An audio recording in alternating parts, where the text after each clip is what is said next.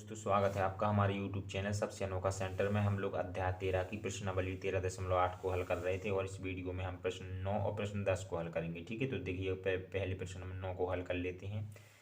लोहे के 27 ठोस गोलों को पिघलाकर जिनमें से प्रत्येक की त्रिज्या स्मॉल r है और पृष्ठीय क्षेत्रफल कैपिटल S है, एक बड़ा गोला बनाया जाता है जिसका पृष्ठीय क्षेत्रफल कैपिटल S डैश है।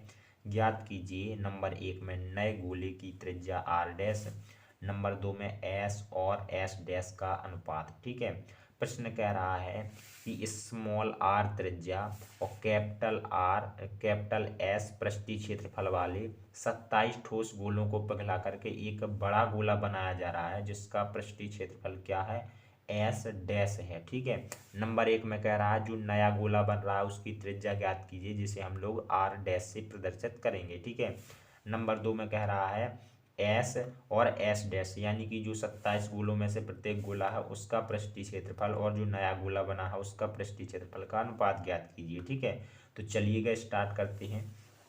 तो सबसे पहले तो हमें जो 27 गोले दिए गए इनमें से एक गोले का पृष्ठीय क्षेत्रफल हम लोग निकाल लेते हैं। ठीक है, पृष्ठीय क्षेत्रफल नहीं, आयतन निकालेंगे। ठीक है, तो यहाँ पर आयतन निकाल लेते हैं। तो यहाँ पर लिखते हैं ठोस गोले का आयतन बराबर ठोस गोले का आयतन,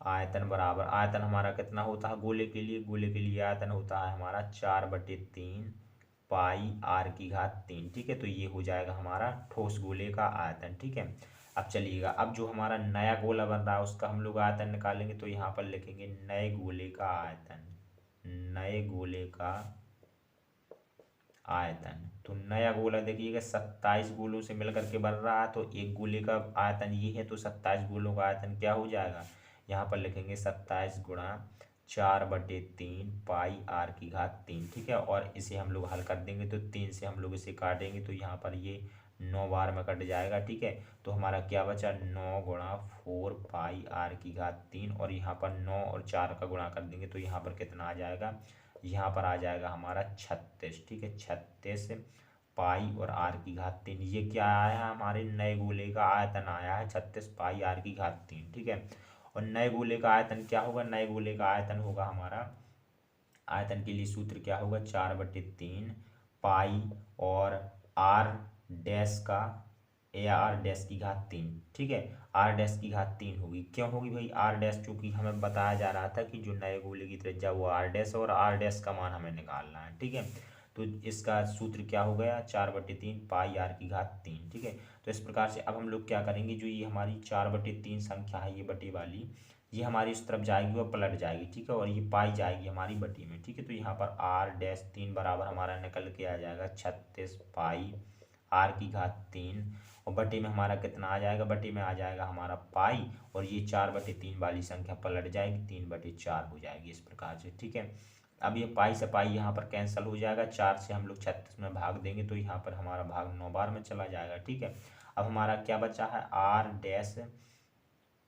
डैश की घात 3 बराबर यहाँ पर 9 और यहाँ पर 3 है। ठीक है, तो 9 ये कितना हो जाएगा 27 हो जाएगा, और यहाँ पर क्या बचा है आर की घात 3 भी है, तो आर की घात हमने 3 लिख दिया। अब यहाँ से हम लोग घात 3 को हटाएंगे। ठीक है, घात 3 को हटाएंगे तो आर डैश बराबर यहाँ पर हमारा क्या लग जाएगा, यहाँ पर हमारे घनमूल का चिन्ह लग जाएगा। ठीक है, और 27 आर की घात 3 हमारा अंदर आ जाएगा इसके। अब हम लोग 27 आर की घात 3 का घनमूल निकालेंगे। ठीक है, तो देखिएगा हम लोग कैसे निकालेंगे, तो आर डैश बराबर घनमूल का चिन्ह, और 27 को हम लोग 3 लिख सकते हैं, और इसी प्रकार से आर की घात 3 को भी हम आर लिख सकते हैं। ठीक है, और हम लोग जानते हैं अगर घनमूल के चिन्ह के अंदर अगर 3 संख्याओं के जोड़े बन रहे हैं तो उस जोड़े में से एक संख्या बाहर आ जाती है, 3 में से एक बाहर आ जाएगा और आर में से एक बाहर आ जाएगा और घनमूल का चिन्ह खत्म हो जाएगा। ठीक है, तो आर डैश बराबर कितना निकल के आ गया हमारा 3r, और आर डैश ही हमारी क्या है, नए गोले की त्रिज्या जो आर डैश है। ठीक है, तो ये हमारी नए गोले की त्रिज्या कितनी आ जाती है 3r, तो यहाँ पर लिख देंगे नए गोले की त्रिज्या बराबर कितनी निकली हमारी 3r। ठीक है, तो ये हमारे पहले पॉइंट का आंसर बन जाएगा। दूसरे पॉइंट में हमें क्या निकालना है, दूसरे पॉइंट में हमें एस और एस डैश का अनुपात निकालना है। ठीक है, तो पहले तो हम एस और एस डैश का मान निकालेंगे। एस और एस डैश क्या है, ठीक है, एस हमारे छोटे गोले का हमारा पृष्ठीय क्षेत्रफल होगा और एस डैश हमारे जो नया गोला है उसका पृष्ठीय क्षेत्रफल होगा। ठीक है, तो पहले तो हम इनके पृष्ठीय क्षेत्रफल निकाल लेते हैं। तो यहाँ नंबर 2 डालते हैं और लिखते हैं ठोस गोले का पृष्ठीय क्षेत्रफल एस बराबर, ठीक है, एस यानी कि छोटे गोले की बात हो रही है, कितना हो जाएगा, पृष्ठीय क्षेत्रफल क्या होता है गोले का, 4πr² होता है। ठीक है, 4πr²। सो ये हमारे ठोस गोले का पृष्ठीय क्षेत्रफल आ गया। अब देखिएगा, आप जो हमारा नया गोला है उसका पृष्ठीय क्षेत्रफल निकाल लेते हो। तो यहाँ पर लिखते हैं नए गोले का पृष्ठीय क्षेत्रफल, नए गोले का पृष्ठीय क्षेत्रफल। तो नए गोले की त्रिज्या क्या है, आर डैश है ना। ठीक है, तो यहाँ पर कितना हो जाएगा, 4π और आर डैश का स्क्वायर। इस प्रकार से ये हमारा नए गोले का पृष्ठीय क्षेत्रफल हो जाएगा। अब हमें आर डैश का मान पता है, आर डैश का मान 3r है। तो आर डैश की हम जगह पे हम लोग 3r रख देते हैं। ठीक है, तो यहाँ पर 4π और आर डैश की जगह पे हम लोग 3r रख देंगे और इसका स्क्वायर हो जाएगा। ठीक है, तो 4π 3 का स्क्वायर होगा, आर का स्क्वायर होगा, 3 का स्क्वायर यहाँ पर कितना हो जाएगा हमारा 9 हो जाएगा और आर का स्क्वायर हमारा r² हो जाएगा। ठीक है, अब 9 और 4 का हम लोग गुणा कर देते हैं। तो यहाँ पर कितना हो जाएगा, 9 चौके 36 हो जाएगा और पाई और आर की घात कितनी है, 2। तो इस प्रकार से ये हमारे नए गोले का हमारा पृष्ठीय क्षेत्रफल आ गया है, यानी कि एस डैश का मान आ गया है। अब हमें अनुपात निकालना है। ठीक है, तो अनुपात निकालने के लिए हम लोग क्या करेंगे, यहाँ पर लिखेंगे अतः अनुपात के लिए जो हमें गोले का पृष्ठीय क्षेत्रफल है, ठोस गोले का, जो 27 गोलों में से एक गोला है, ठीक है, इसके पृष्ठीय क्षेत्रफल में हम यानी कि 4πr² में हम लोग नए गोले के पृष्ठीय क्षेत्रफल से भाग लगा देंगे। नए गोले का पृष्ठीय क्षेत्रफल कितना है, 36 और πr²। ठीक है, ये πr² से πr² ये कैंसिल हो जाएगा और यहाँ पर 4 से हम लोग इसे काट देंगे तो ये 9 बार में कट जाएगा और ऊपर 4 एकम 4 और 4 9 36। ठीक है, तो कितना आ गया हमारा 1/9 और 1/9 को हम लोग लिख सकते हैं 1:9। ठीक है, तो ये हमारा अनुपात आ जाता है 1:9 और इस प्रकार से ये हमारे दूसरे पॉइंट का आंसर हो जाता है। सो हमारा प्रश्न 9 कंप्लीट हो जाता है। देखिएगा, प्रश्न 10 है हमारा, दवाई का एक कैप्सूल 3.5 मिलीमीटर व्यास का एक गोला है।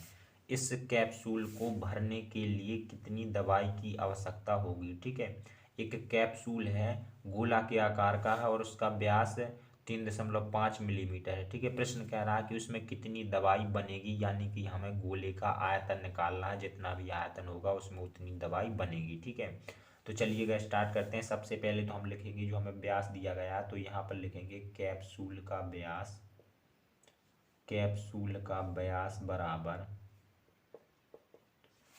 3.5 मिलीमीटर। ठीक है, अब हमें व्यास दिया गया, सो हम लोग त्रिज्या निकाल लेते हैं कैप्सूल की। ठीक है, चूंकि आयतन में तो हमारी त्रिज्या लगेगी, व्यास तो लगेगा नहीं। ठीक है, तो कैप्सूल की त्रिज्या बराबर, त्रिज्या निकालने के लिए हम लोग व्यास में 2 से भाग लगा देते हैं। तो 3.5/2 मिलीमीटर, ये हमारी त्रिज्या निकल के आ गई। ठीक है, अब हम लोग कैप्सूल का आयतन निकाल लेते हैं। तो यहाँ पर लिखेंगे कैप्सूल का आयतन बराबर, कैप्सूल का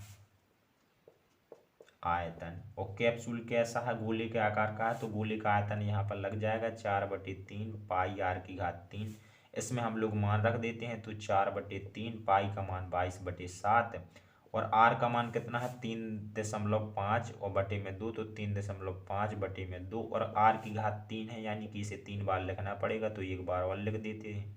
इस प्रकार से ये हमने 3 बार लिख दिया, 1 2 और 3। ठीक है, अब देखिएगा, अब हम लोग इसे हल कर लेते हैं। तो यहाँ पर हम लोग 7 से 3.5 में भाग देंगे तो यहाँ पर 0.5 आ जाएगा। ठीक है, और यहाँ पर 2 दूना 4 हो जाएगा और 4 से हमारा 4 कैंसिल हो जाएगा, यानी इन 2 से हमारा ये 4 कैंसिल हो जाएगा। ठीक है, इस 2 से हम लोग 22 में भाग लगा देते हैं। तो यहाँ पर हमारा 11 बार भाग चला जाएगा। ठीक है, तो इस प्रकार से अब जो हमारी संख्या बची है उन्हें हम लोग लिख लेंगे। यहाँ पर हमारा बचा है 11 गुणा 3.5 गुणा 3.5 और कितना बचा है गुणा 0.5 इस प्रकार से। ठीक है, अब हम 11 और 0.5 का यहाँ पर गुणा कर देंगे। ठीक है, हम लोग सिंपल तरीके से गुणा करेंगे तो 11 और 0.5 का गुणा करेंगे तो यहाँ पर आ जाएगा हमारा 5.5। ठीक है, और 3.5 और 3.5 का गुणा करेंगे तो यहाँ पर क्या आ जाएगा, यहाँ पर आ जाएगा हमारा 12.25 आ जाएगा। ठीक है, और बटी में हमारा कितना रहा है, बटी में हमारा 3 है, तो ये बटी में हमने 3 लगा दिए। ठीक है, अब हम लोग क्या करेंगे, अब हम लोग इन दोनों संख्याओं का गुणा करके उसमें हम लोग 3 से भाग लगा देंगे। ठीक है, तो जैसे ही हम 3 से भाग लगाएंगे तो यहाँ पर आएगा हमारा 22.45 और 83 3। ठीक है, इस प्रकार से आ जाएगा। अब हम लोग इसे इतनी लंबी संख्या तो लिखेंगे नहीं, दशमलव के बाद हम 2-3 अंक लिख लेते हैं। ठीक है, तो यहाँ पर 22 और 0.46 लिख लेते हैं। ठीक है, 5 की जगह 6 कर दिए, क्यों कर दिए, क्योंकि जो इसके आगे संख्या है वो 5 से बड़ी है। ठीक है, तो अगर आगे की संख्या 5 से बड़ी है तो हम लोग क्या करते हैं, उसके उसके आगे की संख्या में एक जोड़ देते हैं। तो इस प्रकार से हमारा 22.46 मिलीमीटर ये हमारा आयतन आ गया है। इतनी दवाई हमारी कैप्सूल के अंदर बनेगी, तो ये हमारा आंसर हो जाता है।